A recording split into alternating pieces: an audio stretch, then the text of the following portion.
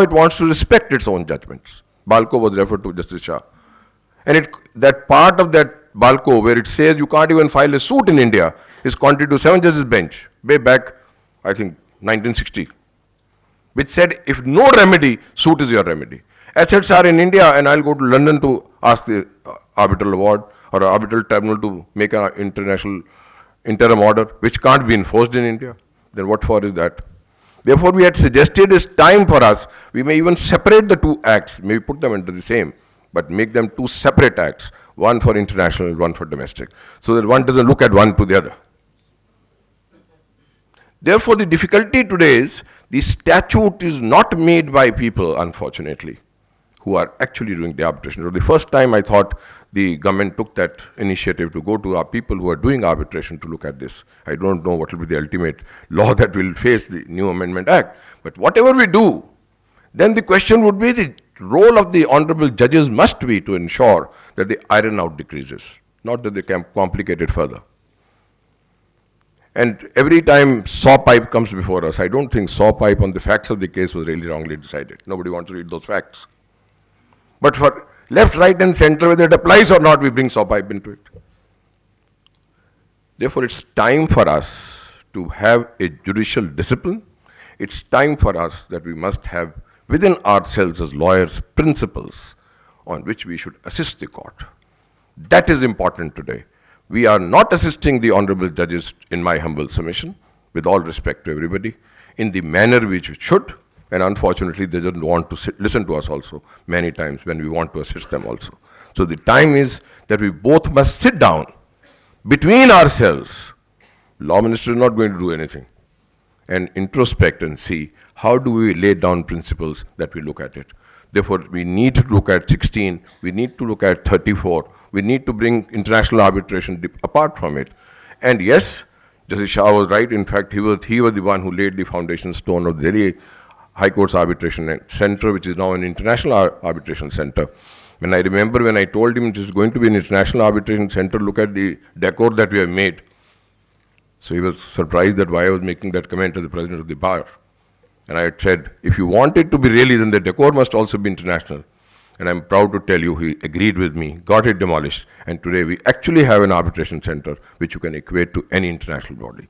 So my request is, we all need to read our statutes, both the judges and the lawyers, and then see how do we iron out disputes rather than picking faults here and there. Thank you very much.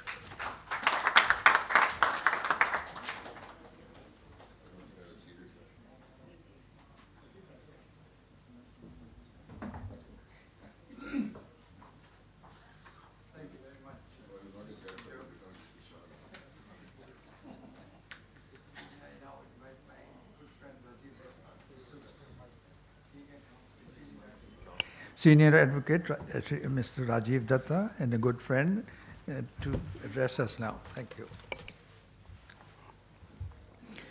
Honorable Chairman, my friends on the dais, dear friends, Mr. Anil Divan, President, I am really thankful for this invitation to speak before this distinguished gathering today, and I congratulate the Bar Association of India and its efforts every year to do some conference, do a conference or hold a seminar where we look into and introspect and we talk about the future. Ladies and gentlemen, as it is an afternoon session after lunch is very difficult to address.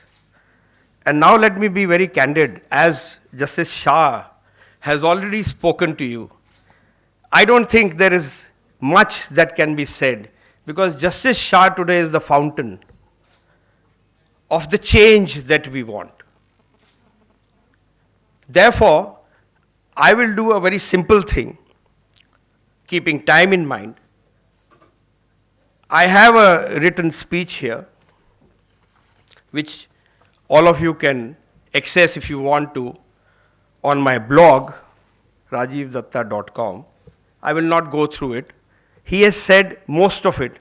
I'll go straight away to a few of my suggestions which I want, because this is still to become an act. The amendments are still to be adopted. Justice Shah has submitted a report to the Government of India, but that report is still before the government, and then the bill will be presented.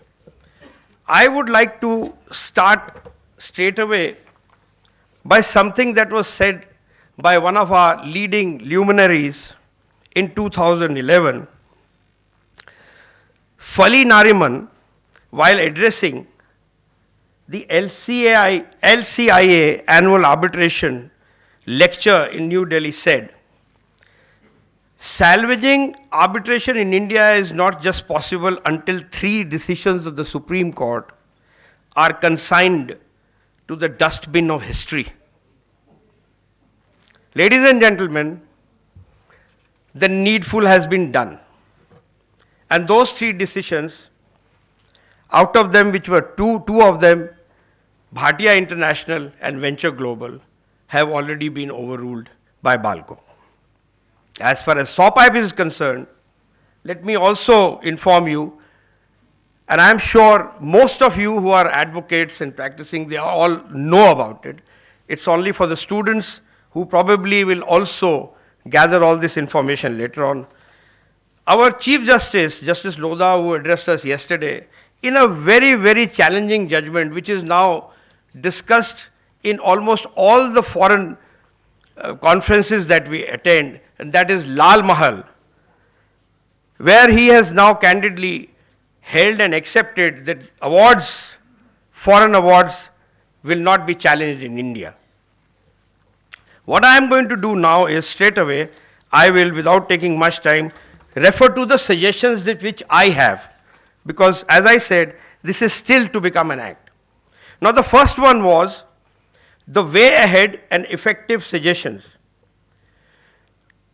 Let me tell you what are the steps, in my humble opinion, which are required to be taken forthwith to strengthen law of arbitration in India. The first one was that 1996 Act should be amended.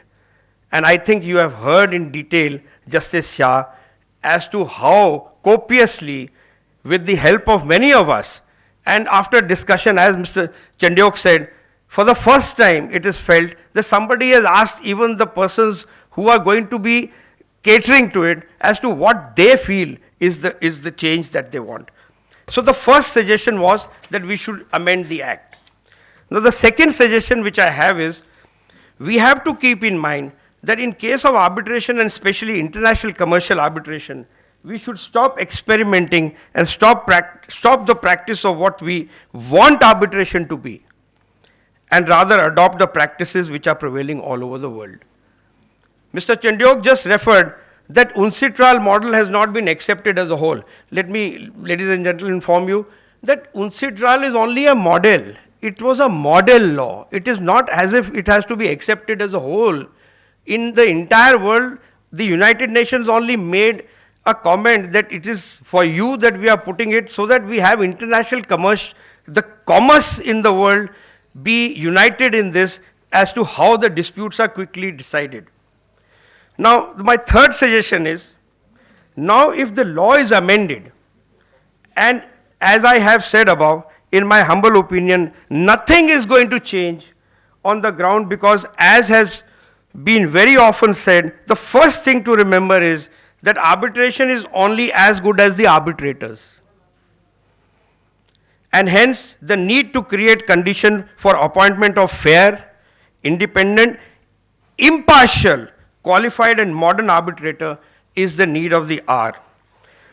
The Supreme Court, as late as in 2009 in Indian Oil Corporation, has said, and this is what is the drawback. What the court has said in 2009 is, we find no bar under the new act for an arbitration agreement providing for an employee of a government statutory corporation, public sector undertaking, which is a party to the contract acting as an arbitrator. You just heard Justice Shah. He says we are going to do it away by enacting this as a statute. Now this is what is causing us the pain. Our failure is a human failure. He has very candidly informed you that and he says that I belong to that part which is causing the problem, and that is the retired judges who are being appointed as the arbitrators. See, we cannot brush everybody under the same carpet, but the fact of the matter is that that is what is one of the problems. Now the next suggestion I have to give is, arbitrators sitting in arbitrations must confine themselves to the role of an arbitrator assigned to them by the parties and should not carry forth their past experiences. That is what I mean to say is, the judges, they were acting as judges and taken oath under the Constitution, and they were applying the strict procedural law, which is the burden that they carry into arbitrations also. I think that is also been taken care of. The another area of concern is the fact that members of the bar, lawyers themselves, treat arbitrations as post 4 p.m. sessions, and thus unless we develop a committed arbitration bar within the existing legal system, it is highly unlikely that arbitration will get its due.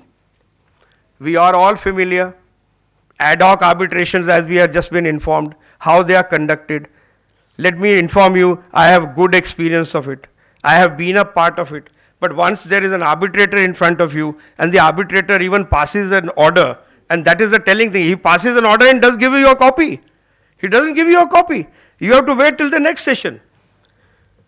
Now the next thing, Justice Shah has already said, that's also done. The International Bar Association has created a list, orange and red list, that the arbitrators must look to before deciding becoming an arbitrator. You must be honest. You must come up forthright that I have known this party, I have appeared before this party. This is nothing very difficult. Now, international commercial arbitrations will not succeed in India until we realize the impact of missed opportunities. If Singapore, Hong Kong, Malaysia, China are able to instill confidence in the needs of commercial world, why can't we? It is an acknowledged fact that more than 40% of the load of cases referred to SIAC, that is the Singapore International Arbitration Center, are from India. International commercial arbitration has now acquired a status of global acceptability. Ladies and gentlemen, we are Indians living in India. Look at the length and breadth of our country. Look at the amount of commerce that we are going to generate. And what is happening is that because we are a failure, and it is a candid admission, the entire work is going to Singapore, Hong Kong, China. When are we going to stop it? Now the next and the most important thing is institutionalization of arbitration in India is the need of the hour. Justice Shah has also said that. As far as Mr. Chandiok is concerned, he just informed you about the latest development in Delhi. I have to tell you that it is of international standards, but what has happened recently is what we have to keep in mind. It was known as the Delhi High Court Arbitration Center. And when we made this fact known to people outside, they said, what is this Delhi High Court word doing with arbitration center? I mean, Delhi High Court is something which is controlling arbitration. That itself is a contradictory thing. And I believe now it is known as, and now they have, after some time, they have now they've changed the name to Delhi Arbitration Center. So these are some failures which we have. We must acknowledge. Institutionalization is the answer. Ad hoc or not ad hoc, we should come through institutions. Now the next point that I want to make is, before the courts embark upon proceedings in a civil case, and this is what I very strongly feel, it should be made mandatory that all parties are made to go through the alternate dispute resolution system. Yesterday, the Chief Justice said that in Section 89, we don't have the word negotiation. What is the purpose? What are we trying to develop? He said, modernize your law education, modernize yourself. He also mentioned what is collaborative law. And yesterday when I went back, I took out the exact meaning of the collaborative law, because that is what is not prevalent in India. And I'll just read out 2 or 3 lines to you as to what it meant. Collaborative law refers to a new method of solving legal disputes that avoids traditional court proceedings. Rather than filing a lawsuit, each side voluntarily agrees to a series of sit-down negotiations between the parties, their attorneys, and any number of experts and therapists trained in the subject matter of the dispute. Ladies and gentlemen, let me tell you, I thought mediation was something very ordinary. It's a very easy thing to just sit down with people and tell them, please settle, please settle. Let me tell you, I have been through 2 mediations in the Supreme Court, and I found they took my sleep away. It is one of the toughest things to do, but what is required is that the mediator should be absolutely focused, and he should be having in his mind that I must bring a solution to this. And let me tell you, it can be done. Therefore, according to me, before a suit is filed or after it is filed, the first thing we must try out is that the parties must meet, sit down together and negotiate if it is possible to settle the dispute. In conclusion, we have come quite a distance from the conception of arbitration since the British India, but need is to take the next leap and make arbitration as an effective alternate to litigation, which will only serve to lessen the ever-increasing bulk of cases.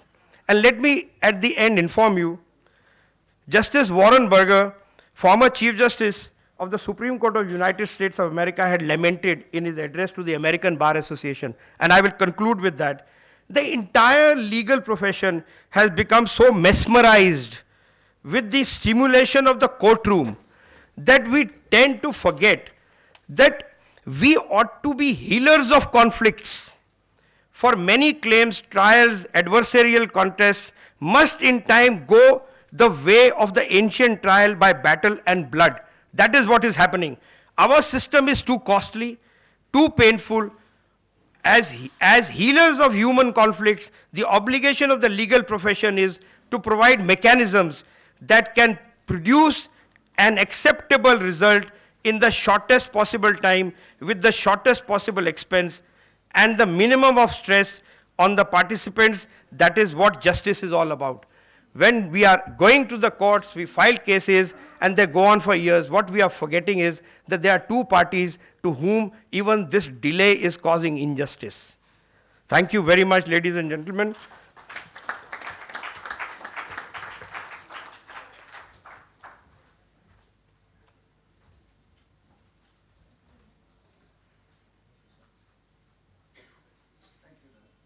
Thank you very much, Rajiv. And then may I now ask Mr. Tejas Karia, who is a partner in Amarchand Mangaldas, based in Delhi, has been working together with the team that included Mr. Amarjit Singh as well on the consultation paper and pre-consideration of this issue by the Law Commission. Good afternoon, friends, my learned seniors on the dais and off the dais.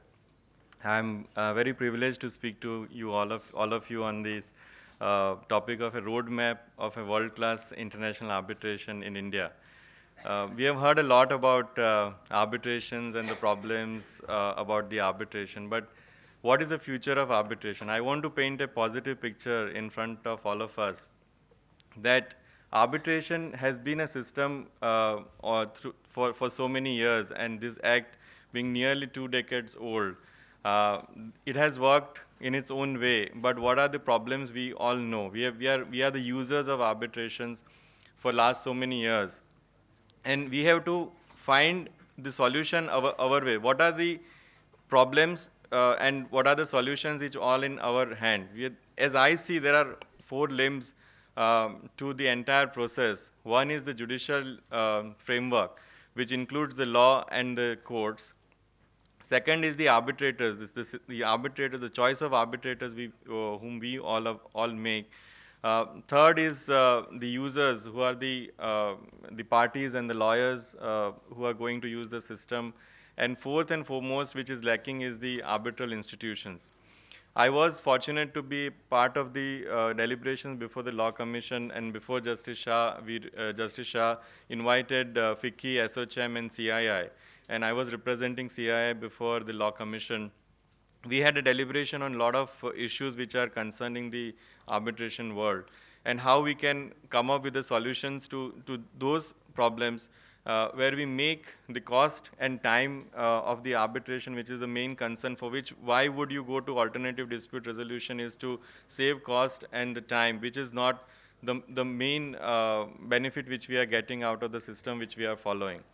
The second is the interim relief, because if you have the subject matter which is not protected during the pendency of the arbitration proceedings, the entire process of conducting the arbitration before it gets concluded is futile. So we need to get a timely interim relief, and if we don't get it, what are the repercussions? So the new concept which has evolved is of emergency arbitrator, and those are the institutions which are available is only if you have selected the institutional arbitration, because that benefit is not available in the ad hoc arbitration. So when you are drafting an arbitration clause, we have to choose a proper institution where you have the rules set, we can incorporate those rules by way of reference, and that is when the arbitration becomes more efficient and effective. Now, the problem is we don't have able institutions in India. There are many institutions, but we need to have infrastructure and able administration.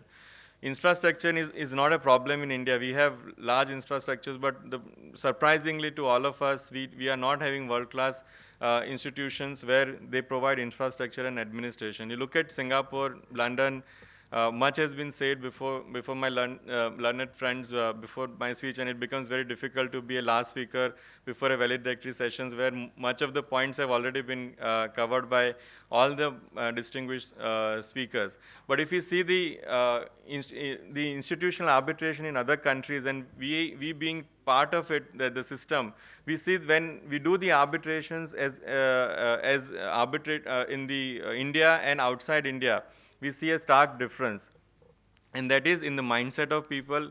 If we take the arbitration seriously when we are doing it outside India and when we are doing it in India, there is a kind of an overhang of a court process because of the choices we make at the time of selecting our own arbitrators.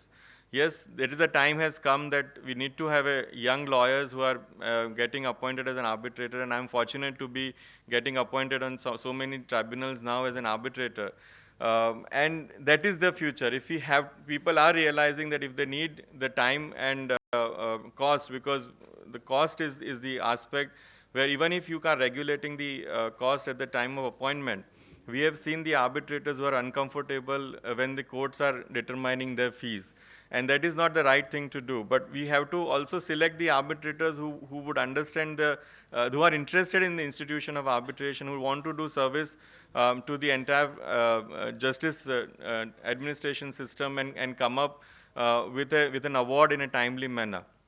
So that's where we need to change the law. When we are changing the law, you have heard Justice Shah, and it was not that he was talking, it is a culmination of a long deliberation. He formed a committee and of the experts. They took advice of all the people who are using the arbitration in a day-to-day manner, and that's where all the changes have come. The most important change is defining the court. The definition of court today includes the district judges. We have the arbitral tribunal. We are having international arbitrations in India as well, and we are doing many of them, where you have the distinguished jurist or QCs or senior advocate or former Chief Justice of India's award getting challenged before the district court. And when we go before the district judge, and given the size of India and number of districts we have, we cannot expect our district judges to be equipped with dealing with the concepts of public policy of India and the nuances of an arbitration, aspects of arbitration, because they are treating it as any other decree passed by the civil judge senior divisions. And that's where we have to bring in the difference. We have to have High Court, and even in High Court, like in Delhi and Bombay, we have the experienced judges who are commercially trained and having a bent of mind to decide the disputes commercially, to be assigned with the roster of the assignment of deciding the arbitration matters. At the time of referring the matters, if there are parties who are joined in the arbitration suit,